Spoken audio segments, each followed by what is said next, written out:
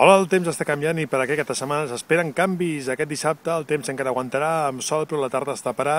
Al vespre arribarà una pertorbació i s'espera que comenci a nevar. I diumenge, neu. Diumenge comença amb neu que es mantindrà durant tot el matí, potser la tarda va a la baixa, però a l'acabar diumenge es torna a reactivar i podria seguir nevant aquest pròxim dilluns. Pel que fa a les temperatures, diumenge baixen, respecte a dissabte poden baixar uns 6 o 7 graus. Torna l'hivern, el fred i la neu.